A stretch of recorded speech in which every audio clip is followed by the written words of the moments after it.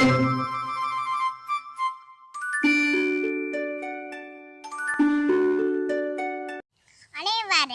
வணக்கம். பூக்கள் எவ்வளவு அழகா இருக்கும் பாருங்க, அழகா இருக்கு. ஆனா இயற்கை பூக்களுக்குனே ஒரு பணியை கொடுத்திருக்கு. அது உங்களுக்கு தெரியுமா? சொல்லட்டுமா? கதையோட தலைப்பு என்னன்னா, மலர்கோட்டின் மகாராணி. இந்த கதை எழுதினாரு நம்மளோட கன்னிக்கைவில் ராஜா மாமா. சரி, இப்ப கதை சொல்ல போறது உங்கள் தேவதை. சரி வாங்க, நம்ம இப்ப கதைக்குள்ள போலாம்.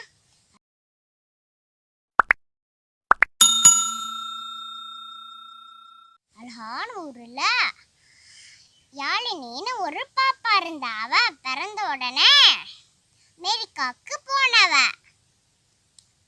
ஆனா அவங்க தாத்தா பாட்டிய நேரில் அவ பார்த்ததே இல்ல.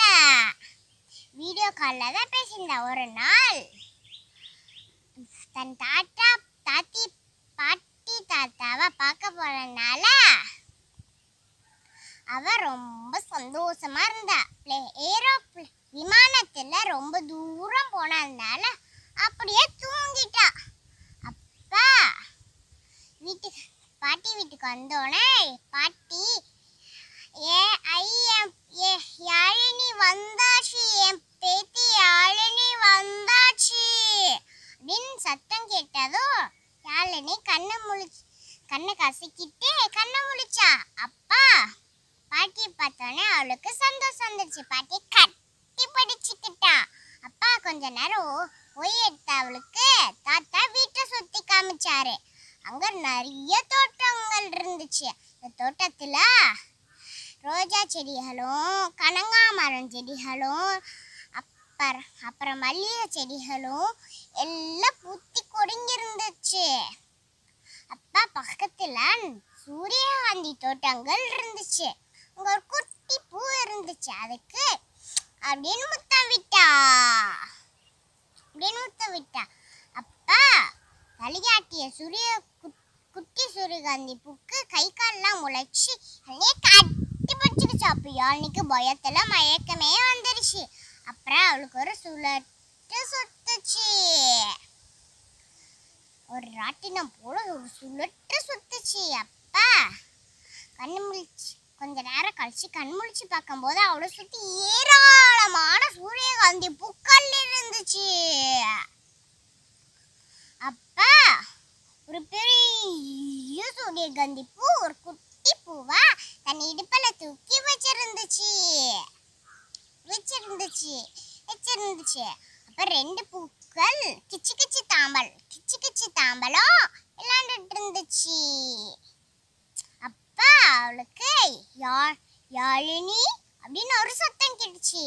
என்னடா அப்படின்னு திரும்பி பார்க்கும்போது பூக்களால அலங்கரிக்கப்பட்ட ஒரு சிம்மாசனத்துல ஒரு பெரிய பூ தலையில கிரீடத்தோட உட்கார்ந்து இருந்துச்சு அழகா.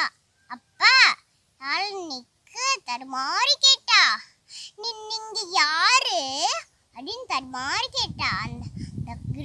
இந்த பூ சொல்லுச்சு, நான் தான் இந்த மலர்கோட்டின் மகாராணி அப்படின்னு அந்த ராணி பூ சொல்லுச்சு. அப்பா அந்த யாழினி சொன்னா, எனக்கு சின்ன வயசுல இருந்தே உங்களை மாதிரி பூக்களை கண்டா பாவமா இருக்கும். என்ன எங்களை கண்டா பாவமா இருக்குமா? ஏன் அப்படி அப்படின்னு கேட்டுச்சா அந்த பூ. அப்ப யாழினி சொன்னாலாம், பூத்த உடனே அப்படியே மடிஞ்சு போயிருங்க. ஆனா மனுஷங்களான நாங்க அதுக்குள்ள பறிச்சு மாலை ஆக்கி எவ்வளோ சீக்கிரம் கொல்ல முடியுமோ அவ்வளோ சீக்கிரம் கொண்டுடுறோம்.